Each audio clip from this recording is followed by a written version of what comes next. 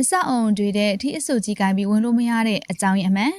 ဂျပန်ရဲ့မိုးရာသီကာလတွေဒါမှမဟုတ်တိုက်ပွဲမုန်ကြံဝင်လို့မိုးတဲတဲမဲမဲရွာသွန်းတဲ့နေ့တွေမျိုးမှာစတိုးဆိုင်ကုန်တိုက်ကြီးတွေကုမ္ပဏီရဲ့ရုံးခန်းအဆောက်အဦတွေနဲ့ဝင်တဲ့အခါတော်တော်လေးကိုမျက်စိလဲသွားစေမဲ့မြို့ပြလူမှုရေးစည်းကမ်းတစ်ခုရှိပါတယ်ရှင်။အဲ့ဒါကတော့မိုးရွာတဲ့နေ့တွေမှာဆိုရင်ဘလောက်ပဲအလင်းလိုနေပါစေစောင်းလာတဲ့ထီးဆူဆူကြီးကိုကိုင်းပြီးတော့အဆောက်အတွင်းထဲကိုချက်ချင်းဝင်ရောက်ခွင့်မရှိပဲအပေါက်ဝမှာရှိတဲ့ထီးဆွပလတ်စတစ်အိတ်နဲ့မဖြစ်မနေဆွပြီးမှသာထီးပါတစ်ပါးတည်းယူပြီးတော့ဝင်ရပါတယ်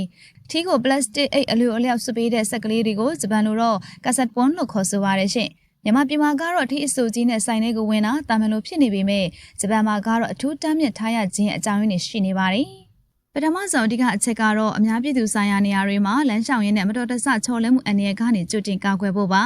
ဂျပန်နိုင်ငံရဲ့ကုန်တိုက်တွေနဲ့အဆောက်အအုံတွေရဲ့ကျမ်းမြအများစုဟာစကြင်ကြောက်ပြားတွေဒါမှမဟုတ်ချုံးမတဲ့ကြွေပြားတွေနဲ့ခင်းကျင်းထားတာဖြစ်ပါတယ်တကယ်လို့ထီးအဆူနဲ့ဝင်သွားရင်ရေစက်တွေကကျမ်းမြမော်တစ်ဆက်ကြားပြီးတော့ကျမ်းမြတစ်ခုလုံးဆူရွှဲကုန်မှာပါဒီလိုဆိုရင်တော့နောက်ကလာတဲ့တက်ကြီးရွယ်အိုတွေကလေးငယ်တွေနဲ့ခီးသည်တွေမတော်တဆချီချော်လဲပြီးတော့အယိုးကျိုးတာခေါင်းတိကိုက်တာမျိုးတွေအထိပြင်းထန်တဲ့မတော်တဆမှုတွေဖြစ်ပွားနိုင်လို့ပါသူတစ်ပါးကိုမတော်တဆထိခိုက်မှုမဖြစ်စေရေးဆိုတဲ့စီကံအရကျမ်းမြင့်ကို6သွင်းအောင်ထိမ့်သိမ့်ဖို့ဒီစနစ်ကိုသုံးကြတာပါဒုတိယအချက်ကတော့တမိုးကြီးဝတ်စုံတွေနဲ့ကုန်ပစ္စည်းတွေကိုမိုးရေကြောင်ပျက်စီးမှုကနေကာကွယ်ဖို့ပါမိုးရတဲ့နေ့တွေမှာကုန်တိုက်တွေနဲ့သွားလာနေတဲ့အခါလူတွေကပကုံးချင်းထိမတဲ့စီကားလေးရှိပါတယ်အဲ့ဒီအချိန်ကမိုးစုံနေတဲ့ထီးကြီးကိုအိမ်မစွပ်ဖဲနဲ့ဒီတိုင်းကင်ပြီးတော့ရှောက်သွားနေမယ်ဆိုရင်ဘေးကနေဖြတ်သွားသူတွေရဲ့ကုန်အင်ကြီးတွေဝတ်စုံတွေပေါ်ကိုမိုးရေတွေဆင်သွားနိုင်တယ်လို့ဆိုင်တွေကရောင်းဖို့ပြသထားတဲ့ကုန်ပစ္စည်းတွေအဝတ်ထည်တွေပေါ်ကိုမိုးရေတွေကဆင်ပြီးတော့ပျက်စီးသွားနိုင်ပါတယ်ဒါကြောင့်မလို့ကုန်ပစ္စည်းတွေရဲ့အရေးသွေးကိုထိမ့်သိမ့်ဖို့နဲ့အဝတ်အစားပေးချမ်းလို့ရံများရမယ့်လူမှုရေးပြဿနာတွေမဖြစ်လာအောင်ကြိုတင်ရှောင်ကျဉ်ကြတာပါတတိယအချက်အနေနဲ့ထီးဆွဆက်သုံးဆွဲနည်းနဲ့ထီးတော့ခတ်စင်ရဲ့စနစ်ကြောင့်မှာလည်းအရေးကြီးတဲ့ကဏ္ဍမှာပါဝင်နေပါတယ်ကိုထီအဆိုကြီးကိုအဆက်အောင်အဝင်ဝမှာရှိတဲ့ကဆက်ပွန်ဆက်ရဲ့အပေါက်သေးကိုတက်တက်ထိုးချလိုက်ပြီးတော့ပြန်ဆွဲထုတ်လိုက်ရုံနဲ့တင်ထီးမှာပလတ်စတစ်အိတ်အကြည်လေးကွက်တိဆွရတာထွက်လာတာမို့နီးပညာဆန်ဆန်အလွန်လွယ်ကူလာပါတယ်